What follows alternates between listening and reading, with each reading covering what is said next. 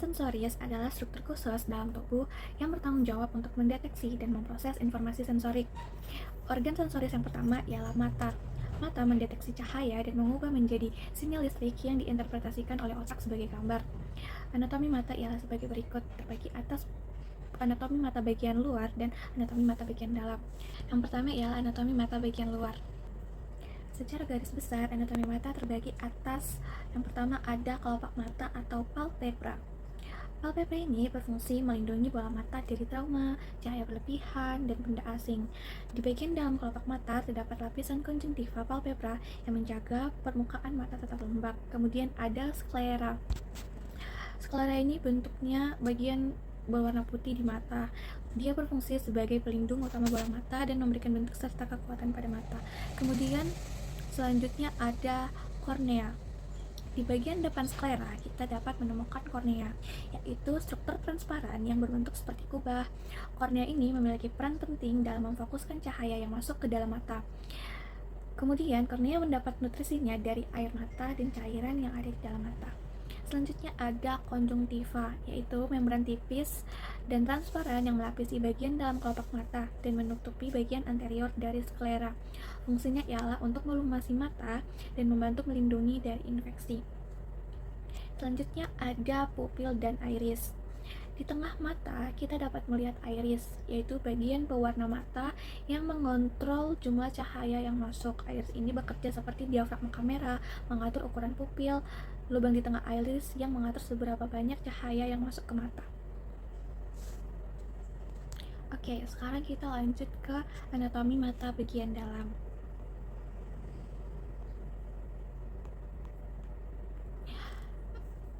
Di sebelumnya kita telah membahas anatomi mata bagian luar ya. Sekarang saatnya kita masuk lebih dalam mengenal anatomi organ sensoris mata bagian dalam. Yang pertama ada lensa. Lensa ialah struktur transparan yang terletak tepat di belakang iris. Lensa bertanggung jawab untuk memfokuskan cahaya yang masuk agar jatuh tepat pada retina. Fleksibilitas lensa memungkinkan kita untuk melihat objek baik dari jarak dekat maupun jarak jauh melalui proses yang disebut dengan akomodasi. Selanjutnya ada corpus vitreum. Di belakang lensa terdapat corpus vitreum atau badan vitreus, yaitu ruang yang berisi cairan seperti gel transparan. Vitreus ini membantu menjaga bentuk bola mata serta memfasilitasi transmisi cahaya dari lensa ke retina. Retina ialah lapisan paling dalam dari dinding bola mata yang berperan penting dalam proses penglihatan. Retina mengandung jutaan sel fotoreseptor yang terbagi menjadi dua jenis utama, yaitu sel batang yang sensitif terhadap cahaya rendah dan penting untuk penglihatan malam, serta sel kerucut yang bertanggung jawab atas penglihatan warna dan ketajaman visual pada cahaya terang. Selanjutnya ada optic disc. Di bagian retina, kita dapat menemukan optic disc yang dikenal sebagai papila saraf optik. Ini adalah tempat di mana serabut saraf dari retina berkumpul dan keluar membentuk nervus opticus atau saraf optik. Selanjutnya ada nervus opticus atau saraf optik. Nervus opticus adalah saraf kranial kedua yang membawa sinyal visual dari retina menuju ke otak, lebih tepatnya ke korteks visual di lobus occipital. Disinilah semua informasi visual diolah menjadi gambar yang biasa kita lihat. Selanjutnya ada choroidea atau choroid. Tepat di bagian luar retina terdapat choroidea, lapisan vaskular yang kaya akan pembuluh darah. Choroid ini berfungsi untuk menyediakan oksigen dan nutrisi penting bagi retina, serta membantu menyerap cahaya yang tidak ditangkap oleh retina untuk mengurangi pantulan cahaya dalam bola mata. Selanjutnya ada corpus ciliaris. Struktur ini terdiri dari otot ciliaris yang membantu mengubah bentuk lensa saat proses akomodasi, serta menghasilkan aqueous humor, yaitu cairan yang mengisi ruang di depan mata, yaitu di bagian ruang anterior. Selanjutnya ada humor aqueous. Humor aqueous adalah cairan yang mengisi ruang anterior antara kornea dan lensa. Cairan ini berfungsi untuk mempertahankan tekanan intraokular, memberikan nutrisi pada kornea dan lensa, serta membuang sisa metabolik. Nah, itu ialah anatomi mata bagian dalam dan bagian luar. Selanjutnya, kita akan membahas tentang Oke, tadi kita sudah membahas struktur internal dan eksternal dari mata. Selanjutnya kita akan membahas anatomi otot-otot yang dapat menggerakkan mata serta persarafan yang mengontrol gerakan tersebut. Bola mata digerakkan oleh beberapa musculus extraocular yang disebut dengan musculi oculi externi. Otot-otot tersebut diantaranya ialah yang pertama, musculus rectus superior. Musculus rectus superior terletak di bagian superior bulbus oculi atau di bagian superior dari bola mata. Otot ini berfungsi untuk mengangkat bola mata ke atas atau dalam otot ini berfungsi untuk mengangkat bola mata ke atas. Kemudian selanjutnya ada musculus rectus inferior. Terletak di bagian bawah mata yang bertanggung jawab untuk menurunkan mata atau melakukan. Kemudian ada musculus rectus inferior.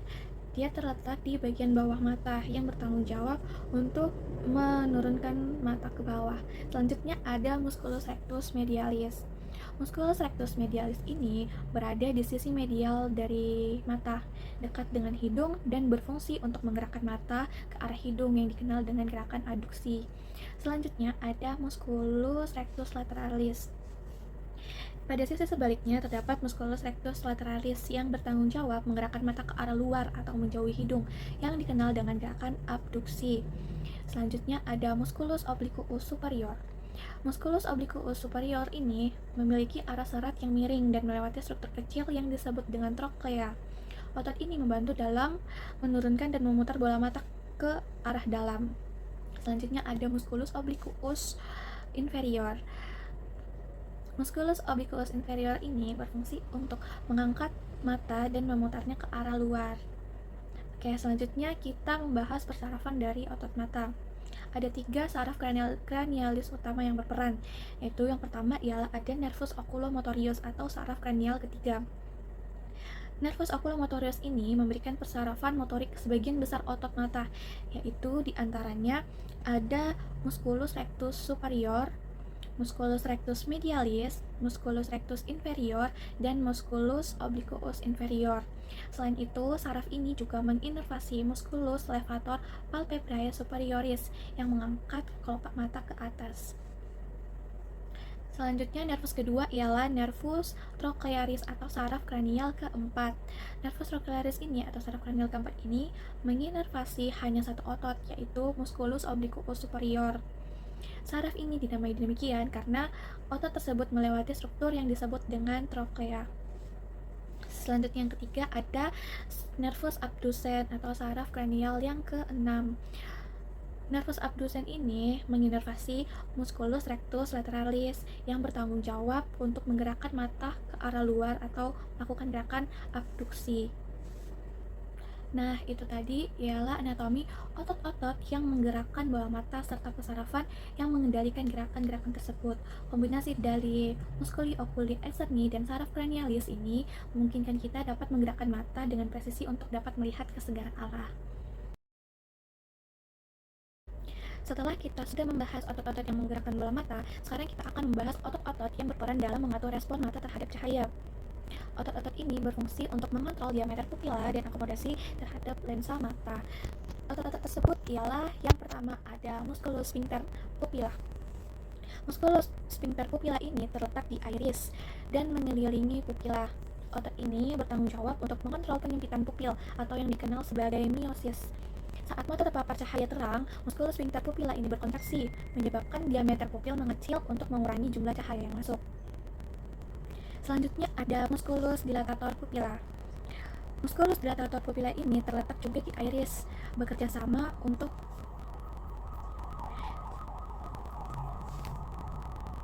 Selanjutnya ada musculus dilatator pupila. Musculus ini juga terletak di iris, tetapi bekerja untuk memperbesar pupil dalam proses yang disebut midriasis. Ketika cahaya redup atau dalam kondisi gelap, otot ini berkontraksi untuk melebarkan pupil, memungkinkan lebih banyak cahaya yang masuk ke mata untuk penglihatan yang lebih baik. Selanjutnya ada musculus ciliaris. Musculus ciliaris ini adalah otot yang mengelilingi lensa mata dan terhubung melalui zonula ciliaris. Otot ini berperan dalam proses akomodasi, yaitu penyesuaian bentuk lensa untuk memfokuskan cahaya yang datang dari objek yang berada pada jarak rendah. Ketika muskulus ciliaris berkontraksi, zonula ciliaris mengendur, menyebabkan lensa menjadi lebih cembung. Yang penting untuk Selanjutnya ada musculus ciliaris. Musculus ciliaris ini adalah otot yang mengelilingi lensa mata dan terhubung melalui zonula ciliaris. Otot ini berperan dalam proses akomodasi, yaitu penyesuaian bentuk lensa untuk memfokuskan cahaya yang datang dari objek yang berada pada jarak berbeda. Ketika musculus ciliaris berkontraksi, zonula ciliaris mengendur, menyebabkan lensa menjadi lebih cembung. Yang penting untuk penglihatan dekat. Saat otot ini relaksasi, zonula ciliaris menegang dan lensa menjadi lebih pipih, memungkinkan penglihatan jarak jauh. Selanjutnya, mari kita mengetahui bagaimana otot-otot ini bekerja dalam refleksus pupillaris atau refleks pupil terhadap cahaya. Ini adalah mekanisme otomatis di mana mata mengatur jumlah cahaya yang masuk, memastikan penglihatan optimal, dan melindungi retina dari kerusakan akibat cahaya yang berlebihan. Yang pertama ialah refleks pupillaris pada cahaya terang, yang disebut dengan miosis. Ketika cahaya terang memasuki mata, musculus sphincter pupillae berkontraksi melalui persarafan parasimpatis dari nervus oculomotorius atau saraf cranial ketiga. Hal ini menyebabkan penyempitan pupil atau miosis yang mengurangi jumlah cahaya yang masuk ke mata, melindungi retina dari kerusakan akibat cahaya yang intensitas tinggi. Selanjutnya, refleks pupillaris pada cahaya redup yang disebut dengan mitiasis. Sebaliknya, dalam kondisi cahaya rendah atau saat gelap, muskulus dilatator pupila berkontraksi melalui persarafan simpatis yang menyebabkan pupila membesar atau mitiasis. Hal ini kemudian memungkinkan lebih banyak cahaya masuk untuk memaksimalkan penglihatan dalam situasi redup. Selanjutnya ada refleks akomodasi. Selain respon terhadap cahaya, musculus ciliaris ini juga berperan dalam refleksus akomodasi yang umum. Baik, selanjutnya kita akan membahas visual pathway atau jalur penglihatan dari mata ke otak. Jalur visual dimulai dari retina di mata, kemudian berlanjut melalui berbagai struktur di otak hingga mencapai korteks visualis. Nah, yang pertama di retina. Jalur penglihatan dimulai dari retina, lapisan sensoris di belakang bulbus oculi. Di dalam retina terdapat dua jenis sel fotoreseptor, yaitu sel batang yang peka terhadap cahaya redup dan memberikan penglihatan dalam kondisi gelap. Kemudian ada sel kerucut yang peka terhadap warna dan memberikan ketajaman visual pada cahaya terang. Sinyal cahaya yang ditangkap oleh sel-sel ini diubah menjadi impuls listrik yang kemudian diteruskan ke lapisan sel ganglion di retina. Sel ganglion di retina mengirimkan sinyal ini ke nervus opticus atau saraf optik, yaitu saraf kranial kedua. Setiap mata memiliki satu saraf optik yang membawa informasi dari setengah bagian retina pada mata yang bersangkutan. Kemudian saraf optik dari kedua mata bertemu di chiasma opticum, yaitu sebuah struktur di dasar otak tempat sebagian serabut saraf dari tiap mata bersilangan. Serabut saraf dari sisi bagian nasal atau bagian dalam retina akan bersilangan ke otak yang berlawanan, sedangkan serabut dari sisi temporal atau bagian arah luar retina tetap berada di sisi yang sama. Hal ini memungkinkan setiap sisi otak menerima informasi dari kedua mata. Setelah melewati chiasma opticum, sinyal visual berlanjut melalui tractus opticus. Tractus opticus membawa informasi visual ke pusat pemrosesan berikutnya di otak. Sinyal dari tractus opticus kemudian tiba di corpus geniculatum lateral atau NGL di talamus yang berfungsi sebagai pusat relay sinyal sensorik. Di sini sinyal visual diproses lebih lanjut sebelum dikirim ke korteks visualis. Dari corpus geniculatum lateral, sinyal ini diteruskan melalui jalur yang disebut dengan radiasio optica. Jalur ini membawa sinyal visual ke bagian belakang otak, tepatnya di lobus occipital, tempat korteks visualis berada. Nah, tujuan akhir dari sinyal visual ialah korteks visualis di lobus occipitalis. Disinilah informasi visual diinterpretasikan menjadi gambar yang kita lihat. Area ini juga dikenal sebagai korteks striatus karena penampilannya yang berlapis-lapis. Di sini, otak mengenali bentuk, warna, dan gerakan objek yang ada dalam bidang visual kita. Nah, anatomi mata, persarafannya, ototnya, dan pathway-nya sudah kita bahas. Selanjutnya, kita akan membahas organ sensoris kedua, yaitu telinga. Anatomi telinga dibagi atas 3, yaitu anatomi telinga bagian luar, anatomi telinga bagian tengah, dan anatomi telinga bagian dalam. Yang pertama ialah anatomi telinga bagian luar, yaitu terdiri atas yang pertama auricula. Auricula ini adalah struktur luar telinga yang berbentuk seperti corong untuk menangkap suara. Bagian-bagian dari auricula ini meliputi helix, yaitu tepi melingkar terluar. Kemudian ada antihelix, yaitu lipatan di bagian dalam helix. Selanjutnya ada tragus, yaitu tonjolan kecil di depan lubang telinga. Lalu ada antitragus, yaitu tonjolan di seberang tragus. Lalu ada lobulus auricula atau cuping telinga. Kemudian ada meatus acousticus externus. Meatus acousticus externus ialah saluran yang menghubungkan auricula dengan membrana timpani. Panjangnya sekitar 2,5 cm dan berfungsi untuk mengarahkan suara menuju telinga tengah. Lapisan dalam dari saluran ini dilapisi oleh kulit yang menghasilkan serumen atau kotoran telinga yang gunanya itu melindungi telinga dari infeksi dan benda asing. Selanjutnya kita membahas struktur anatomi telinga tengah. Struktur ini nantinya akan bertanggung jawab untuk mengubah getaran suara menjadi gerakan mekanis. Yang pertama ada membrana timpani atau gendang telinga. Membran ini adalah membran tipis yang memisahkan auris eksterna dari auris media atau telinga bagian luar dari telinga bagian tengah. Fungsi utama gendang telinga ialah bergetar sebagai respon gelombang suara yang kemudian diteruskan ke osikula auditus. Selanjutnya ada osikula auditus atau tulang pendengaran. Telinga tengah ini memiliki 3 tulang kecil yang disebut dengan osikula auditus, yaitu yang terdiri atas malleus yang menempel pada membran timpani. Selanjutnya ada incus yang terhubung dengan malleus, dan yang terakhir ada stapes yang menempel pada jendela oval atau oval window. Nah, osikula auditus ini memperkuat getaran suara dan meneruskannya dari gendang telinga ke auris interna atau ke telinga bagian dalam melalui oval window. Lalu yang terakhir ialah ada tuba auditiva atau disebut dengan tuba eustasi. Tuba ini adalah saluran yang menghubungkan auris media dengan nasofaring. Fungsinya ialah untuk menyamakan tekanan antara telinga tengah dan udara luar sehingga memungkinkan gendang telinga bergetar dengan bebas. Oke, selanjutnya ada anatomi telinga bagian dalam. Anatomi telinga bagian dalam ini berperan dalam pendengaran dan keseimbangan, yaitu terdiri atas labirinthus osseus, yaitu rangkaian rongga dalam tulang temporal yang melindungi struktur pendengaran dan keseimbangan. Bagian-bagiannya yaitu ada cochlea, yaitu organ berbentuk spiral yang berfungsi untuk pendengaran. Kemudian ada vestibulum yang menghubungkan cochlea dan canalis semicircularis. Lalu ada canalis semicircularis, yaitu 3 saluran berbentuk setengah lingkaran yang terlibat dalam menjaga keseimbangan.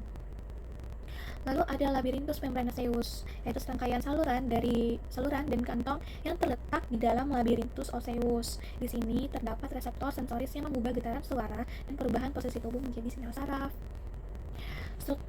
Strukturnya ada ductus cochlearis, yaitu saluran di dalam cochlea yang berisi cairan dan sel-sel rambut yang merespon getaran suara. Kemudian ada sacculus dan ultriculus, yaitu 2 kantung di vestibulum yang membantu mendeteksi posisi tubuh dan perubahan gravitasi. Selanjutnya ada canalis semicircularis yang mengandung reseptor keseimbangan yang mendeteksi gerakan kepala. Nah, selanjutnya kita membahas tentang pathway auditory atau jalur auditori, yaitu proses di mana suara yang ditangkap oleh telinga diubah menjadi sinyal saraf dan diteruskan ke otak untuk diproses. Oke, proses pendengaran dimulai di auris interna, tepatnya di cochlea. Langkah-langkahnya sebagai berikut. Di dalam cochlea, getaran yang dihasilkan oleh osikula auditus di telinga tengah diterima oleh cairan di ductus cochlearis. Di sini, getaran tersebut merangsang sel-sel rambut di organ korti yang terletak di sepanjang membrana basilaris. Setelah sel-sel rambut ini bergerak, mereka mengubah energi mekanis dari getaran menjadi impuls saraf.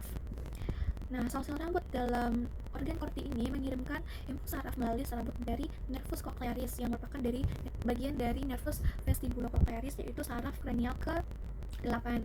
Nervus cochlearis ini membawa informasi tentang frekuensi dan intensitas suara ke pusat saraf di batang otak. Oke, setelah meninggalkan auris interna, impuls saraf dari nervus cochlearis ini tadi tiba di truncus cerebri atau batang otak. Tempat sinyal diproses ini di beberapa pusat utama, yaitu ada nuclei cochleares. Impuls pertama kali mencapai nuclei cochleares yang terletak di bagian medula oblongata.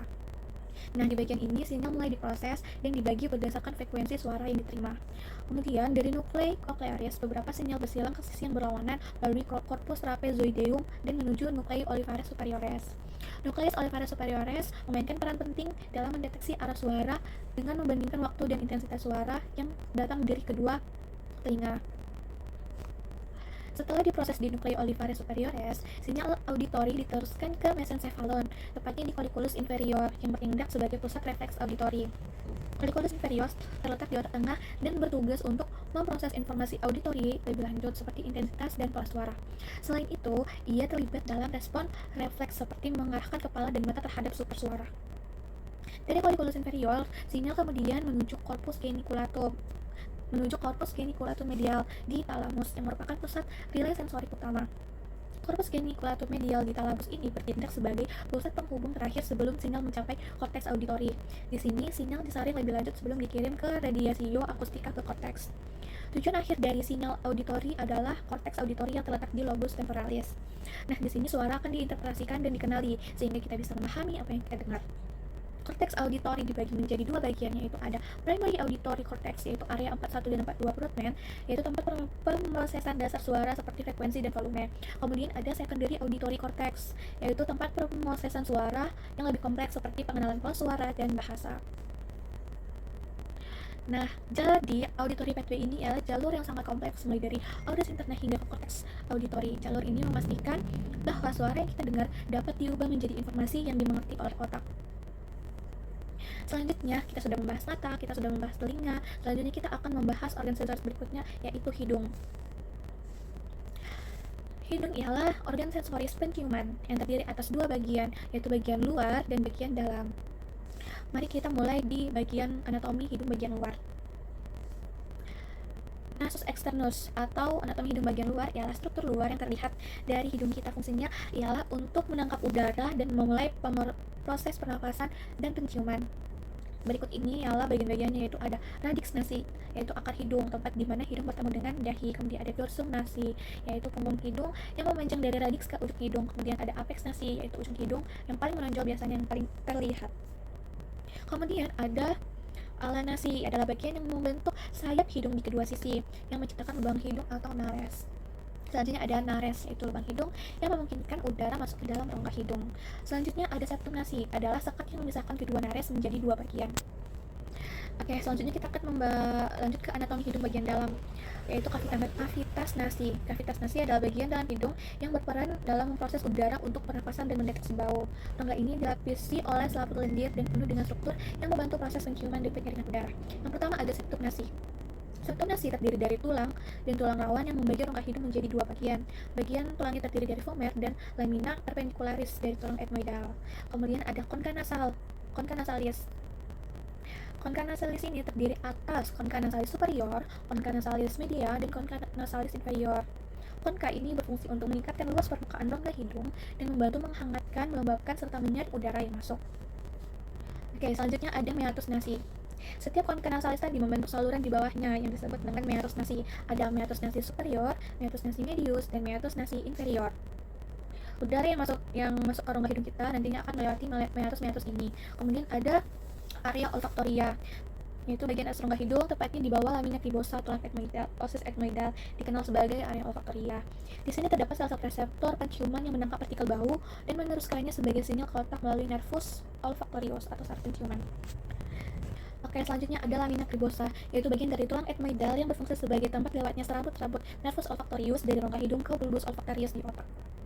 Oke, selanjutnya kita akan membahas olfactory pathway atau jalur penciuman yang memproses partikel bau dari hidung hingga diterjemahkan sebagai aroma oleh otak.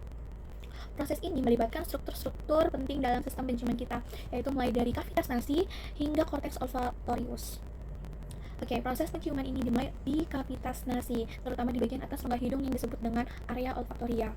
Area olfaktoria terletak di bagian atas rongga hidung, tepat di bawah lamina cribosa osis etmoidal. Area ini mengandung sel-sel reseptor penciuman yang dikenal sebagai selula olfaktoriae. Reseptor-reseptor ini memiliki dendrit yang menangkap molekul bau yang terlarut dalam mukus yang melapisi permukaan rongga hidung. Kemudian, saluran olfaktoria ini adalah neuron sensoris yang memiliki reseptor khusus untuk mendeteksi berbagai jenis molekul bau. Jadi saat molekul-molekul ini berikatan dengan reseptor di sel-sel penciuman, mereka akan mengaktifkan impuls listrik yang kemudian ditransmisikan melalui akson sel-sel ini. Setelah impuls listrik dihasilkan di selula olfaktoriae, impuls tersebut kemudian diteruskan melalui akson-akson yang menembus lamina cribosa. Lamina cribosa memungkinkan serabut-serabut saraf penciuman atau serabut nervus olfaktorius untuk melewati tulang dan mencapai bulbus olfaktorius. Setelah melewati lamina cribosa, impuls dari neuron penciuman mencapai bulbus olfaktorius dalam memproses informasi penciuman. Di dalam bulbus olfaktoris ini terdapat akson-akson dari selula olfaktoriae berakhir pada struktur yang disebut glomeruli olfaktori. Di sini sinyal dari beberapa sel penciuman yang mendeteksi jenis bau yang sama diproses secara bersamaan. Kemudian setiap glomerulus olfaktorius kemudian berkomunikasi dengan neuron lain yang disebut neuron mitral dan neuron tooth. Kedua jenis neuron ini menerima sinyal dari glomeruli dan meneruskannya melalui jalur saraf berikutnya menuju otak. Setelah diproses di bulbus olfaktorius, sinyal diteruskan melalui traktus olfaktorius menuju beberapa area utama di otak yang terlibat dalam pengolahan penciuman. Traktus olfaktorius adalah jalur utama yang membawa sinyal dari bulbus olfaktorius ke area otak seperti korteks olfaktorius primer dan struktur limbik. Nah, traktus ini bercabang menjadi dua jalur utama, yaitu stria olfaktoria medialis dan stria olfaktoria lateralis. Setelah sinyal mencapai stria olfaktoria lateralis, sinyal tersebut diteruskan ke korteks piriformis yang merupakan bagian dari korteks olfaktorius primer. Korteks ini terlibat langsung dalam pemrosesan dan pengenalan bau. Nah, sinyal penciuman juga dikirim ke area limbik yang mengatur struktur seperti amigdala dan hipokampus. Bagian-bagian ini bertanggung jawab atas respon emosional terkait. Nah, sinyal penciuman juga dikirimkan ke area limbik yang mencakup struktur seperti amigdala dan hipokampus. Bagian-bagian ini bertanggung jawab atas respon emosional dan memori terkait dengan bau, yang menjelaskan mengapa bau seringkali membangkitkan kenangan atau emosi tertentu.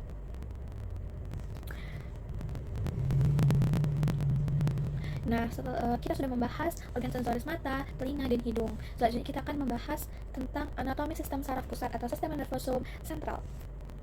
Oke, pada kali ini kita akan menjelajahi anatomi sistem nervosum sentral atau sistem saraf pusat yang terdiri atas cerebrum, otak besar, cerebellum, otak kecil, dan truncus encefali, batang otak, serta medula spinalis atau sumsum tulang belakang. Sistem saraf pusat bertanggung jawab atas pengaturan berbagai fungsi tubuh serta pemrosesan informasi sensorik dan motorik. Oke, langsung saja. Yang pertama ialah ada otak besar atau cerebrum. Cerebrum adalah bagian terbesar dari otak yang bertanggung jawab atas fungsi kognitif, motorik, dan sensorik tingkat tinggi. Otak besar terdiri atas dua belahan, yaitu hemisfer cerebri dextrum atau hemisfer kanan dan hemisfer cerebri sinistrum atau hemisfer kiri. Nah, setiap hemisfer dibagi menjadi 4 lobus utama, yaitu lobus frontalis, lobus parietalis, lobus temporalis, dan lobus occipitalis. Kemudian, permukaan cerebrum ditutupi oleh lipatan-lipatan yang disebut dengan gyrus dan celah-celah yang disebut dengan sulcus. Lipatan ini meningkatkan luas permukaan otak, memungkinkan lebih banyak koneksi saraf. Oke, selanjutnya ada korteks cerebri. Bagian luar otak besar disebut dengan korteks cerebri yang merupakan lapisan tipis materi abu-abu. Korteks inilah yang bertanggung jawab atas fungsi sensorik, motorik, kognitif tingkat tinggi. Kemudian ada corpus callosum. Kedua hemisfer dihubungkan oleh struktur besar yang disebut dengan corpus callosum yang memungkinkan komunikasi antara hemisfer kanan dan kiri. Oke, selanjutnya di bawah cerebrum terdapat diencephalon yang mencakup dua struktur penting, yaitu thalamus dan hipotalamus. Thalamus adalah pusat relay sensorik utama otak yang menerima informasi sensorik dari seluruh tubuh dan meneruskannya ke bagian otak yang lebih tepat untuk diproses. Kemudian, hipotalamus ini terletak di bawah thalamus.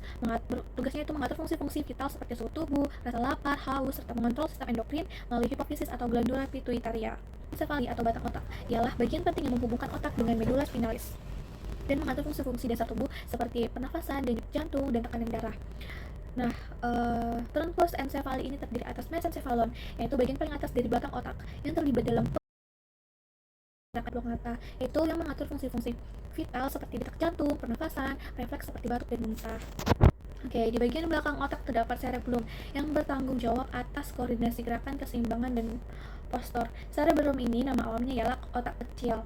Oke, cerebellum juga memiliki dua hemisfer, yaitu hemisfer cerebelli dextrum dan hemisfer cerebelli sinistrum. Struktur ini bekerja untuk mengintegrasikan informasi sensorik dan motorik untuk memastikan gerakan yang halus dan seimbang. Kemudian di antara kedua hemisfer ada bagian tengah yang disebut dengan vermis cerebelli yang membantu dalam proses mengontrol gerakan tubuh bagian tengah. Oke, kemudian ada truncus encefali atau batang otak, ialah bagian penting yang menghubungkan otak dengan medula spinalis dan mengatur fungsi-fungsi dasar tubuh seperti pernafasan, denyut jantung, dan tekanan darah. Nah, truncus encefali ini terdiri atas mesencephalon,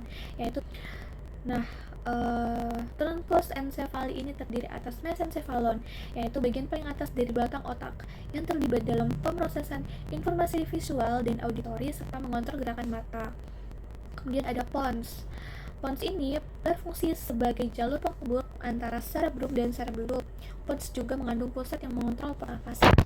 Kemudian ada di bawah pons ada medula oblongata, yaitu yang mengatur fungsi-fungsi vital seperti detak jantung, pernafasan, refleks seperti batuk dan muntah. Oke, kemudian kita membahas medula spinalis. Medula spinalis atau sumsum tulang belakang ialah bagian dari sistem nervosum sentral yang memanjang dari medula oblongata ke bawah melalui kanal vertebral. Medula spinalis ini berfungsi sebagai jalur utama untuk komunikasi antara otak dan tubuh. Medula spinalis terbagi menjadi beberapa segmen yang mencerminkan asal spinal, yaitu ada segmental cervical, segmental thoracika, segmental lumbal, segmental sakral, dan segmental coccygeal. Kemudian medula spinalis terdiri atas dua jenis jaringan, yaitu ada substansia grisea yang mengandung badan sel saraf, kemudian ada substansia alba yang terdiri atas akson-akson yang membentuk jalur naik dan turun untuk menginformasikan informasi ke dan dari otak. Sistem nervosum sentral juga dilengkapi dengan sistem ventrikal yang menghasilkan dan mengedarkan liquor cerebrospinal atau cairan cerebrospinal yang berfungsi sebagai bantalan pelindung otak dan sumsum tulang belakang. Terdapat 4 ventrikel utama, yaitu ada ventriculus lateralis, ventriculus tertius, ventriculus quatus. Kemudian ada liquor cerebrospinal diproduksi di plexus choroideus yang terletak di ventrikel, dan cairan ini mengalir melalui sistem ventrikel dan menyelubungi seluruh sistem nervosum sentral, memberikan perlindungan, nutrisi, dan pembuangan zat sisa. Selanjutnya kita akan membawa pathway dari sistem saraf pusat.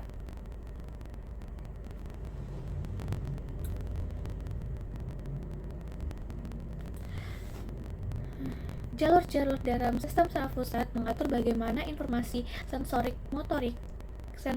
dari tubuh diterima, diproses, dan diteruskan ke otak, serta bagaimana perintah motorik dikirimkan dari otak ke seluruh tubuh. Dimulai dari jalur sensorik yang dikenal sebagai ascending pathway. Jalur sensorik atau ascending pathway ini membawa informasi sensorik dari tubuh ke otak. Jalur ini mencakup dua jalur utama, yaitu tractus spinothalamikus dan fasciculi gracilis dan fasciculus cuneatus. Tractus spinothalamikus membawa sensasi nyeri, suhu, dan sentuhan kasar dari kulit ke otak. Jalur ini dimulai di reseptor sensoris pada kulit dan organ lain, kemudian diteruskan ke medula spinalis. Di sini informasi sensorik melintasi garis tengah di medula spinalis dan naik ke thalamus di otak. Kemudian ada fasciculus gracilis dan fasciculus cuneatus bertanggung jawab atas sensasi posisi tubuh dan getaran. Jalur ini dimulai di reseptor pada otot, sendi, dan ligamen. Informasi sensoriknya naik melalui medula spinalis tanpa melintasi garis tengah hingga mencapai medula oblongata, di mana ia kemudian melintasi garis tengah dan naik ke thalamus. Kemudian setelah mencapai thalamus, sinyal sensorik ini diteruskan ke korteks cerebri, khususnya di gyrus postcentralis pada lobus parietalis, yang merupakan area sensoria prima. Disinilah informasi sensorik diproses lebih lanjut. Jalur motorik atau descending pathway membawa perintah motorik dari otak ke otot. Jalur motorik ini termasuk dua jalur utama, yaitu ada tractus corticospinalis dan tractus corticulobulbaris. Tractus corticospinalis juga dikenal sebagai jalur piramidal, adalah jalur utama yang mengontrol gerakan volunteer. Jalur ini dimulai di cortex motoris primaria di gyrus presentalis pada lobus frontalis. Sinyal motorik ini turun ke kapsula interna melewati truncus encephali pada tingkat medula oblongata. Sekitar 85-90% serabut ini melintasi garis tengah atau melintasi decussatio pyramidum untuk membentuk tractus corticospinalis lateralis yang mengontrol otot-otot distal seperti tangan dan kaki. Kemudian tractus corticobulbaris mengontrol gerakan-gerakan otot wajah seperti mengontrol otot wajah, kepala, leher melalui saraf kranial. Jalur ini dimulai dari korteks motoris dan menuju pons di medula oblongata, di mana ia bersinaps dengan neuron motorik dari saraf kranial yang mengontrol otot-otot wajah, rahang, lidah, dan taring.